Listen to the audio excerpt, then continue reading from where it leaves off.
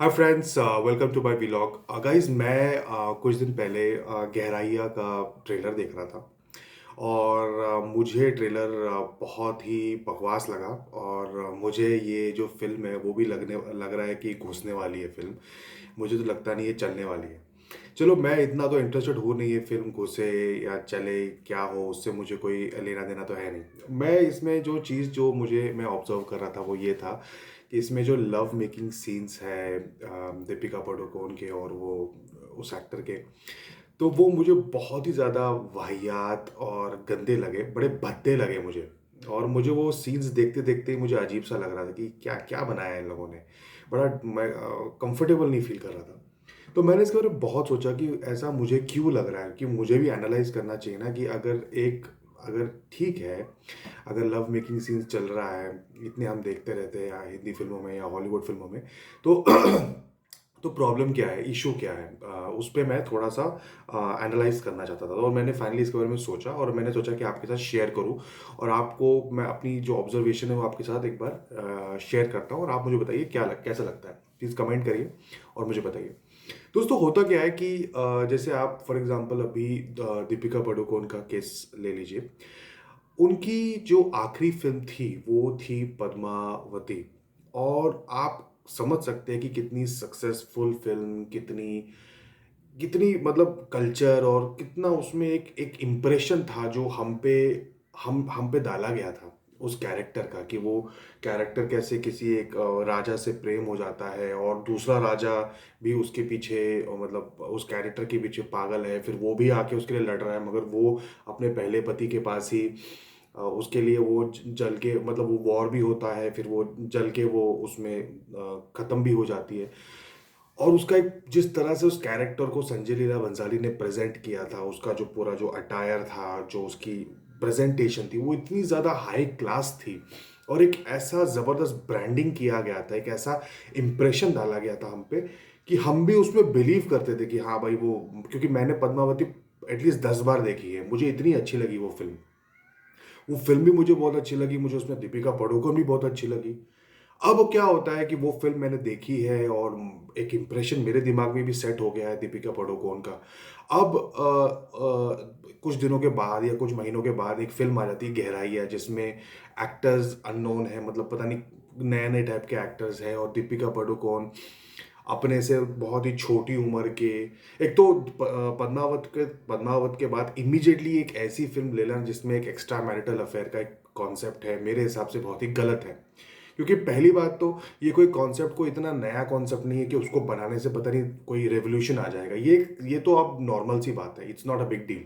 ठीक है? तो आप कोई कोई नई बात तो बता नहीं रहे हो।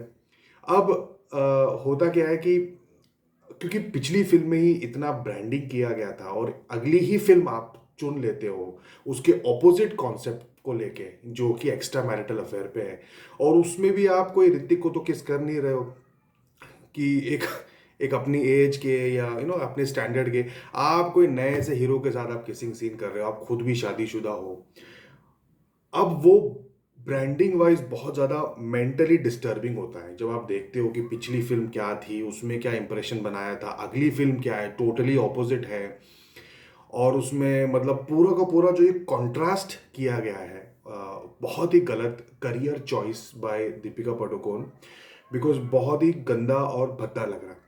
दूसरा पॉइंट क्या है दोस्तों, कि जब भी कोई लव मेकिंग सीन हम लोग देखते हैं या फिल्मों में, that is also a thing to consume, मतलब हम उसको देखने में हमको मजा आता है।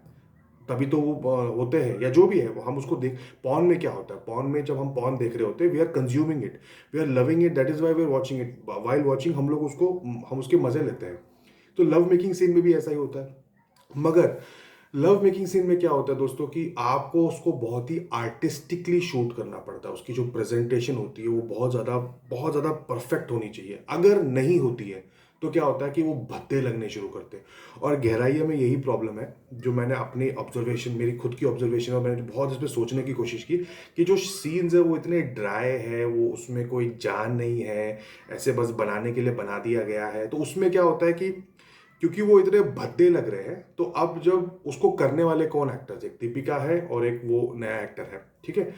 तो जो लड़का है वो तो ठीक है, वो अपना सीन करके निकल गया, उसका तो कोई फर्क नहीं पड़ता। मगर जो उसमें जो फीमेल एक्टर है उस पे ज़्यादा ऑटोमेटिकली एक ब्लेम आ जाता है, बिकॉज आप एक ऐसी चीज़ के साथ इन्वॉल्व हो जो लोगों को इतनी खास पसंद तो आ नहीं रही है, जो उसके जो सीन्स है वो इतने ज़्यादा पावरफुल तो नहीं है, तो सारा जो ब्लेम होता है वो एक तरीके से दीपिका पे इस पे आ जाता है। और वही मुझे यही दो पॉइंट्स मुझे लग रहे हैं कि इसमें जो जो रीज़न है इसका एक डिस्कम्फर्ट फील करने का, या ये इतना ज़्यादा अच्छा नहीं लगने का। तो मुझे यही लगा और मैंने आपके साथ ये शेयर किया। प्लीज़ मुझे कमेंट्स में आप बताइए दोस्तों कि आपको क्या लगता है, कि आपको ये सीन्स या आपको ये जो फ़िल्म है वो प्रेज़ेंटेबल लग रही है, अच्छी लग रही है? क्योंकि मुझे तो अच्छी नहीं लग रही है।